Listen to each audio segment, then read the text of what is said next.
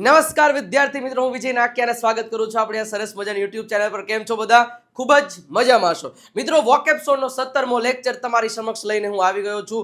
આજે કન્ફ્યુઝિંગ વર્ડ્સનું જે કન્ફ્યુઝન છે ને એ આપણે દૂર કરી નાખવાનું છે આજના સરસ મજાના લેક્ચરમાં. કારણ કે વોકેબ શો જે દરેક વિદ્યાર્થીઓને હેલ્પફુલ થઈ રહ્યો છે અને દરેક વિદ્યાર્થીઓ કહી રહ્યા છે કે ભાઈ વોકેબ શો તો ભૂકા કાઢી નાખે એવો હિટ છે. તો બસ આજે જે લેક્ચરની શરૂઆત કરીએ છીએ 17મો લેક્ચર. જે તકલીફ પડે છે ને અમુક કન્ફ્યુઝિંગ વર્ડ, આજના લેક્ચરમાં હું કેવા શબ્દો લઈને આવ્યો ખબર? તો કે મગજનું દહીં કરી નાખે ને એવા શબ્દો. કયા શબ્દો? તો કે પરચેસ અને બાય બેયનું ગુજરાતી ખરીદવું થાય, ફાઇટ અને ક્વોરલ બેયનું ગુજરાતી લડવું થાય, કેરી અને ટેક બેયનું ગુજરાતી લઈ જવું થાય, કેચ અને હોલ્ડ બેયનું ગુજરાતી પકડવું થાય, કીપ અને પુટ બેયનું ગુજરાતી રાખવું થાય. તો ક્યારે કેનો ઉપયોગ કરવો થાય કે ન થાય? મગજનું દહીં કરી નાખે. બટ આજના આ લેક્ચરના અંત સુધી બન્યા રહ્યા એટલે તમારું જે કાંઈ પણ દહીં થાય છે એ દહીં ન થવા દો, પછી ક્યાં વાત રહી. રેડી? એવી રીતે એક્ઝામ્પલ સાથે, એનિમેશન સાથે તમને હું સમજાવવાનો છું કે દરેક વસ્તુઓ તમને ખ્યાલ આવી જવાની છે. બસ તમારે આ વિડીયોને અંત સુધી બન્યા રહેવાનું છે. વિડીયોની શરૂઆત કરીએ એની પહેલા વિડીયોને લાઈક કરી દો, શેર કરી દો, સબસ્ક્રાઇબનું બટન નથી દબાવ્યું તો સબસ્ક્રાઇબનું બટન દબાવી દો અને કમેન્ટ સેક્શનમાં દરેક લોકોએ હાર્ટ, રેડ કલરનું હાર્ટ છે એ તમારે મૂકી દેવાનું છે. બસ આટલું તમારે કરવાનું. કરશો? કરી દો યાર, ઝડપથી કરી દો, ઝડપથી. ઓકે, તો શરૂઆત કરીએ આજના સેશનની. અંત સુધી રહેજો તો આ બધા શબ્દોને ખબર પડી જશે. જો હમણાં ખબર પડી જશે.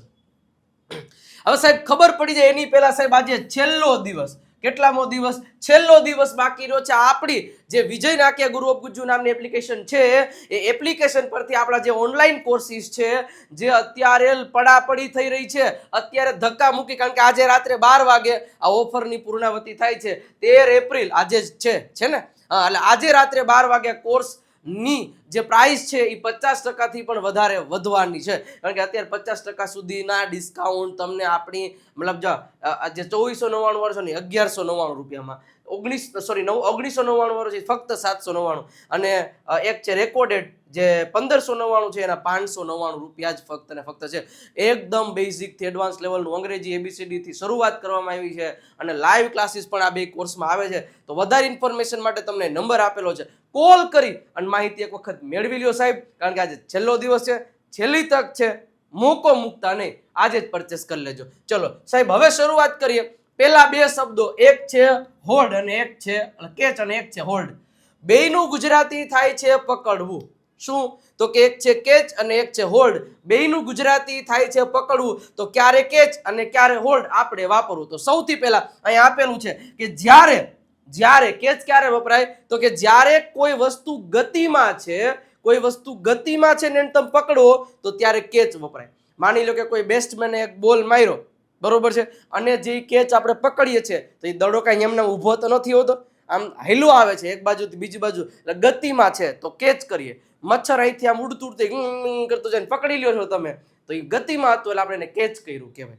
રેડી? કોઈ વસ્તુ આમ ગતિમાં છે અને પકડો છો તો એને ત્યારે પકડવાને અંગ્રેજીમાં કેચ કહેવાય.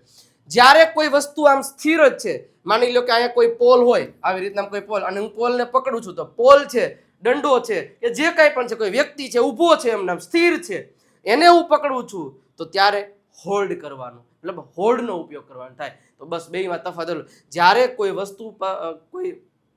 વસ્તુ છે, પ્રાણી છે, પશુ છે, પક્ષી છે, એ કોઈ ગતિમાં છે અને એને તમે પકડો છો તો કેચ. જ્યારે કોઈ વસ્તુ, વ્યક્તિ કે પ્રાણી કોઈ સ્થિર છે અને એને તમે પકડો છો ત્યારે હોલ્ડ ઉપર ઉપયોગ કરવામાં આવે. જો લખ્યું હું દડો પકડીશ, I will catch the ball. માની લો કે સિચ્યુએશન છે, દડો કે ફેંકો, માર્યો અને એને આપણે પકડશું તો કેચ.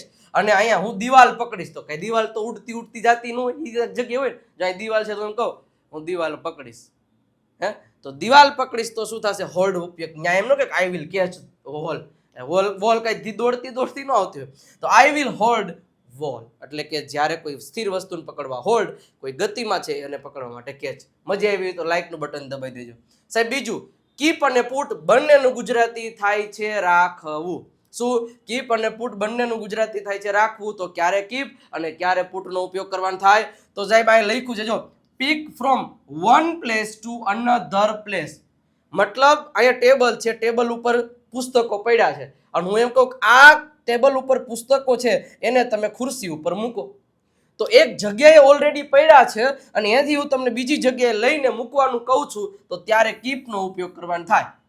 અને જ્યારે ઉપરથી નીચે એટલે જ્યારે કોઈ વ્યક્તિના હાથમાં કે કોઈ પણના હાથમાં કોઈ બુક છે, મારા હાથમાં પેન છે, તમે એમ કહો કે સર પેન નીચે મૂકો, તો મારા હાથમાં છે તો હું નીચે મૂકવાનું કહું, બરોબર, હું નીચે મૂકવાનું કહું તો ત્યારે શું આવશે? પુટ.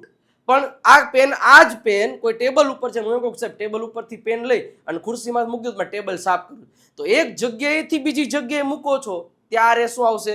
કીપ. અને પુટ એટલે આપણા હાથમાં છે અને કોઈ નીચે મૂકવાનું કહો છો, નીચે મૂકી દો ભાઈ, બુક નીચે મૂકી દો, જે કાંઈ પણ હાથમાં હોય ત્યારે આવશે પુટ. જો એક્ઝામ્પલ, જો આ બે સિચ્યુએશન જોઈ લીધી. એક્ઝામ્પલ જો એની પહેલા સાહેબ સ્પોકન ઇંગ્લિશની બુક હજી સુધી પરચેસ નથી કરી તો કરી લેજો.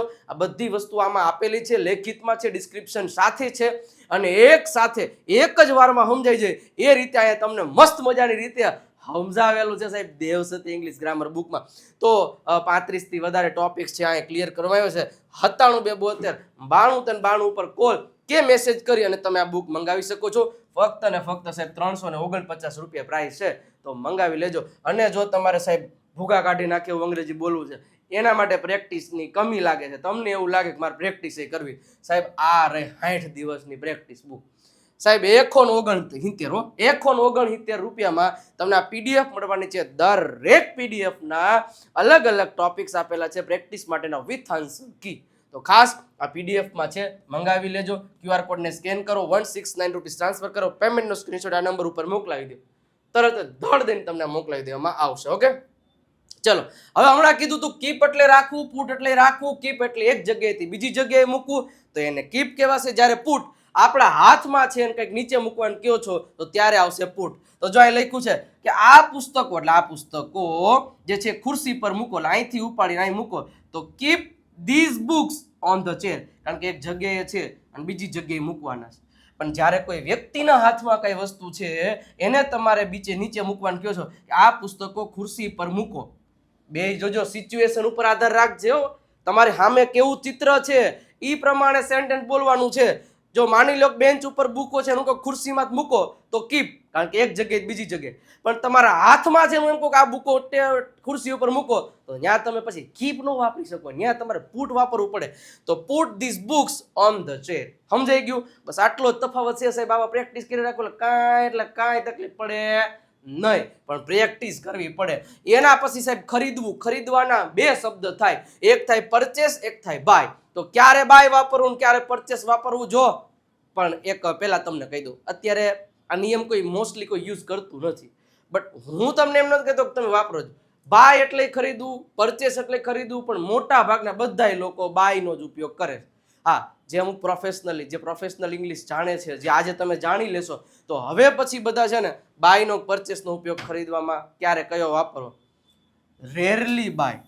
મતલબ જ્યારે તમે કોઈ વસ્તુ કે કોઈ પણ વસ્તુ છે ને એ તમે ભાગ્યે જ પરચેસ કરો છો, વર્ષે એકવાર કે 2 વર્ષે એકવાર કે જિંદગીમાં એકવાર, તો ત્યારે સાહેબ પરચેસ શબ્દનો ઉપયોગ કરવામાં આવે. તમે આપણો કોર્સ પરચેસ કરો એવું નથી કહેતું, અને પછી તમે કોર્સ પરચેસ કરો એટલે તરત સ્લીપ મળે છે કે કોર્સ પરચેસ્ડ. તો પરચેસ શું કામ? કારણ કે ભાઈ કિંમતી વસ્તુ છે, એ તમે કાંઈ વારંવાર તો પરચેસ કરતા નથી, એકવાર પરચેસ કરી લ્યો એટલે ઇંગ્લિશ આવડી ગયું, રેડી. તો આ છે, જો હું સ્પોકન ઇંગ્લિશ કોર્સ ખરીદીશ તો I will purchase spoken English course. ખરીદશો ને?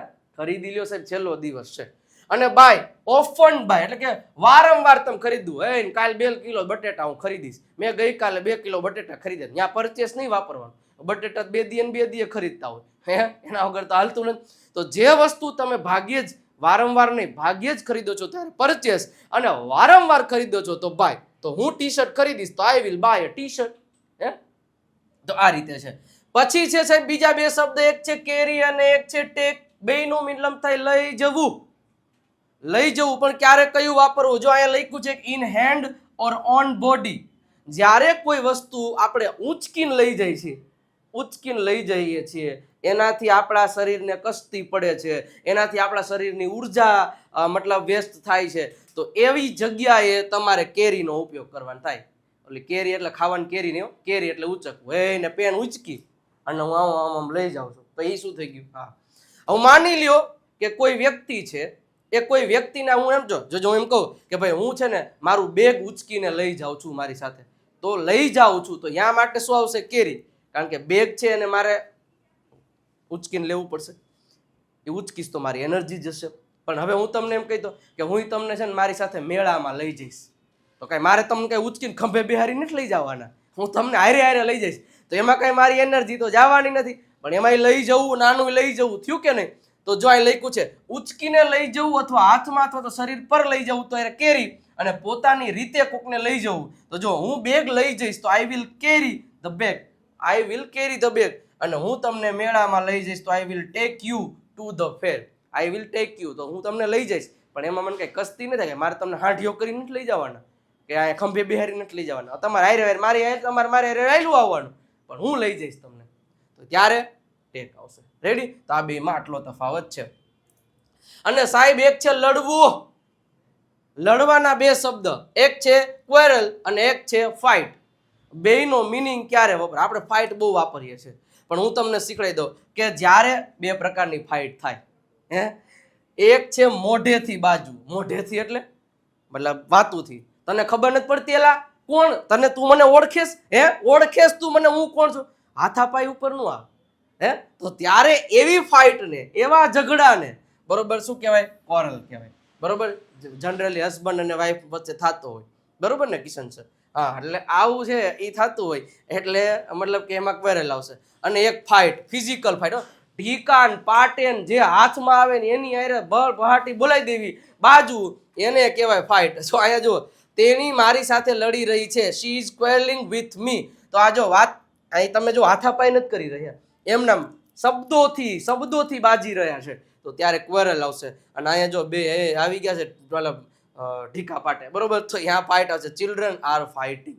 તો બેયનો મિનિંગ એક જ થાય, પણ બે ફાઇટમાં છે અલગ અલગ. ખબર પડી ગઈ? ઓકે સાહેબ. એના પછી સાહેબ આગળ વધીએ તો આપણી જે ઇંગ્લિશ વોકેબ્લરીની બુક છે, જેમાં આ બધું તમને જોવા મળશે, કયા શબ્દનું શું થાય, આ બધું આમાં આપેલું છે ઇંગ્લિશ વોકેબ્લરી બુકમાં. 3000 થી વધારે શબ્દો આપેલા છે. ફક્ત સાહેબ 99 રૂપીસ પ્રાઇસ છે.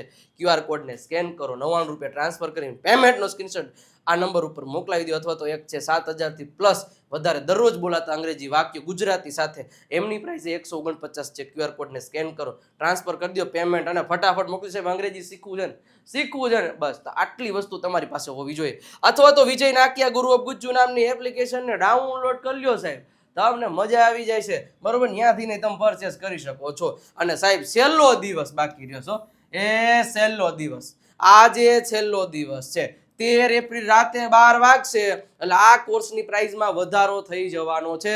તો વહેલા તે પહેલાના ધોરણે વિજય નાકિયા ગુરુ ઓફ ગુજ્જુ નામની એપ ડાઉનલોડ કરો, અથવા તો આ નંબર છે અત્યારે જ કોલ કરો.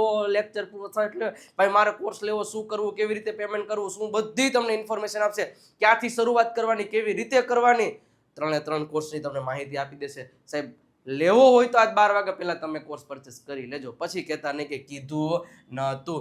વોટ્સઅપ ચેનલમાં જોડાઈ જાઓ, નંબર ઉપર મેસેજ કરો, લિંક આવશે, ક્લિક કરીને ફોલોનું બટન દબાવી દો.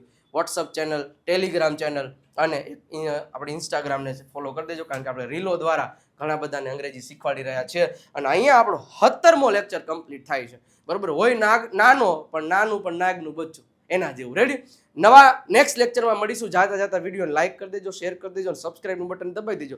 કમેન્ટ સેક્શનમાં રેડ કલરનું આખું હાર્ડ મોકલાવી દેજો, ભાંગલું તૂટલું નહીં મૂકતા, બરોબર છે? અને મળીએ છીએ નેક્સ્ટ લેક્ચરમાં, અને સાંજે 9 વાગે લાઈવ આવી જવાનું છે, બરોબર છે? જોરદારની રીતે પ્રેક્ટિસ કરવા માટે આવશો ને? આવી જાઓ, મળીએ છીએ ત્યાં સુધી. આવજો, બાય બાય, ટાટા.